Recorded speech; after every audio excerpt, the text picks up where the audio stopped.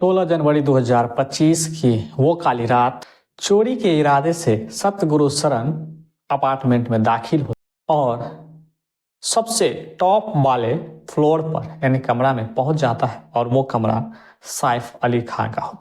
कमरे में जो चोरी की नीयत से पहुंचता है बेहद ही शातिर तरीके से अंदर घुस जाता है और किसी को कानों कान खबर नहीं पहुंचता है और वो एक बाथरूम के अंदर जाता है और कुछ देर इंतजार करता है। इनके बाद फिर चोरी करने की सोचता है, लेकिन उसी समय कुछ आहट से उसके उसी फ्लोर पर रहने वाली एक मेट जाग जाती है और अनहोनी का आशंका जताकर अपने कमरे से बाहर आते हैं तो लाइट ऑन पाया जाता है और वहां पर जब वो देखता है तो देखता है एक अनजान शख्स है।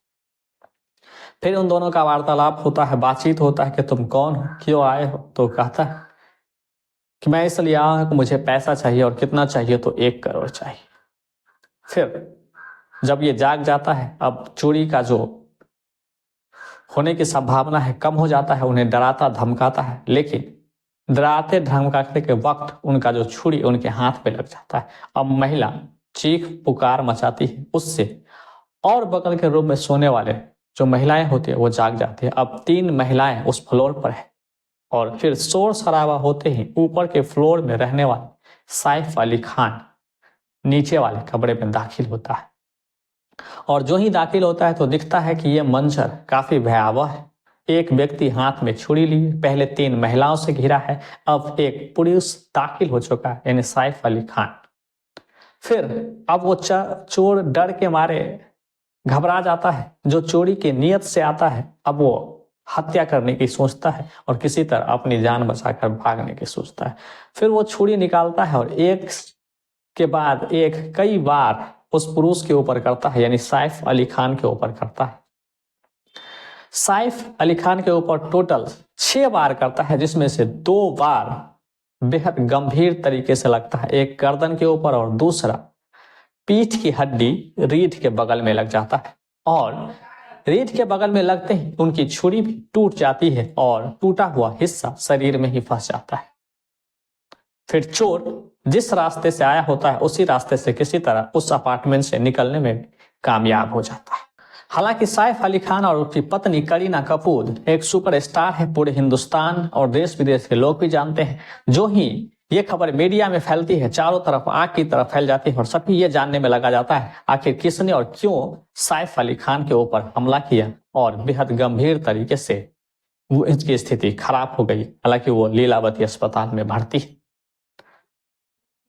फिर दोस्तों अब बम्बई पुलिस के ऊपर पूरा प्रेशर आ जाता है कि इस व्यक्ति जिन्होंने अंजाम दिया और ये जो बेहद ही सुरक्षित माने जाने वाले जगह है उस जगह में वो सुपरस्टार रहता है, तो वो चोर कैसे बच गया। वहां पर जब दो गार्ड हैं, इनके बावजूद भी चोर वहां से हमला करता है, हत्या करता है, इसके बाद निकल जाता है।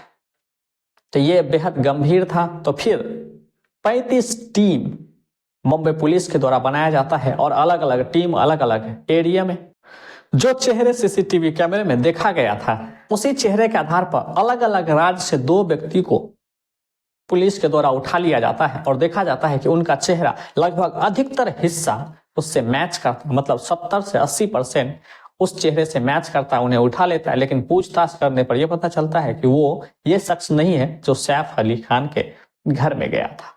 लेकिन अभी तक पुलिस के हाथ कुछ नहीं लगता है, लेकिन फिर भी टीम जारी रहता है। तमाम हजारों सीसीटीवी कैमरों को खंगाला जाता है, अलग अलग रेलवे स्टेशन पर देखा जाता है, तो देखता है कि ये सेम शख्स 15 दिन पहले बांद्रा रेलवे स्टेशन पर देखा गया था।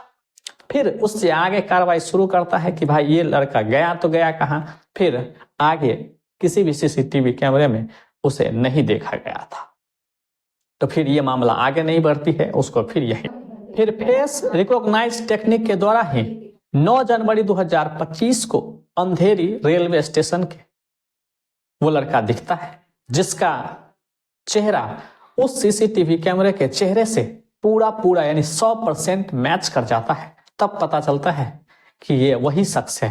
फिर इस शख्स को देखा जाता है। फिर स्टेशन के बाहर उसी दिन दोपहर के समय मिलता है और वो लड़का एक बाइक पर बैठा होता है। उस बाइक पर पहले से ही दो लड़के होते हैं और बीच में ये लड़का होता है, लेकिन किसी कारणवश जो बाइक चला रहा होता है उन्हें उतरने का कहता है और उतरता है तो उनका बैग, जो उस कैमरे के बैग में जो पिट्ठू बैग था पीछे में था, वो बैग भी सेम टू सेम मिल जाता है, यानी 100% उस कैमरे के फोटो से मैच कर जाता है।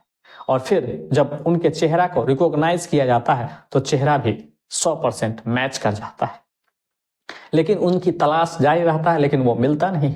फिर जब वो बाइक आगे निकलता है तो उन बाइक का नंबर एक दूसरे सीसीटीवी कैमरे में कैद कर लिया जाता है। फिर पुलिस उस नंबर के जरिए बाइक मालिक के पास पहुंचता है तो पता चलता है कि ये बाइक मालिक थाने के रहने वाले हैं। और जब उनके पास पहुंचता है और पूरी जानकारी जुटाई जाती है, उनको फोटो दिखाया जाता है, तो वो जो बाइक मालिक होता है वो पहचान लेता है कि ये इनके जान पहचान के हैं, यहाँ काम करते हैं। फिर पुलिस सादे यूनिफॉर्म में बाइक मालिक को लेकर हीरा नंदानी लेबर कैंप पहुंचता है और वहां सेम शकल का एक लड़का उन्हें मिल जाता है। और जो ही ये पुलिस जो सादे यूनिफॉर्म में होता है उन्हें पकड़ता है तो उनके चेहरे का रंग उतरने लगता है और पुलिस पूरा यकीन हो जाता है ये वही शख्स है। तो ज्यादा पूछताछ करना भी नहीं, अब सीधे उठाता है और जब लेके आता है तो पता चलता है ये वही शख्स है जिन्होंने सैफ के घर में चोरी के इरादे से गया है, लेकिन इसके ऊपर एक से बढ़कर एक कई वार करता है और उनकी हत्या करने की कोशिश कर रहा होता है। लेकिन वो अब जो पकड़ा गया उस लड़के का असली नाम मोहम्मद शरीफुल इस्लाम है। वो बांग्लादेश का नागरिक है और बंगाल के जरिए महाराष्ट्र मुंबई आ गया था और यहाँ छोटे मोटे काम किया करता था। लेकिन जिस अपार्टमेंट पे इन्होंने चोरी की उस अपार्टमेंट में इससे पहले भी किसी एजेंसी के थ्रू गया था और उन्हें उसी दिन से पता चला कि आखिर यहाँ चोरी करना संभव है और जो गार्ड है वो भी एक्टिव नहीं है और इस जो इमारत है इसमें आसानी से दाखिल किया जा सकता है और चोरी की जा सकती है। पुलिस के द्वारा सीन को फिर से रिक्रिएट किया जा रहा है, सभी चीज जांच पड़ताल करी जा रही है। एजेंसी किसने इस मंजिल के अंदर इन्हें लेकर आया था और बिना प्रूफ का, बिना डॉक्यूमेंट चेक किए इन्हें कौन नौकरी दे रहा था, कौन काम पर रख रहा है, सभी एंगल से जांच पड़ताल करेगी और सभी से पूछताछ करेगी।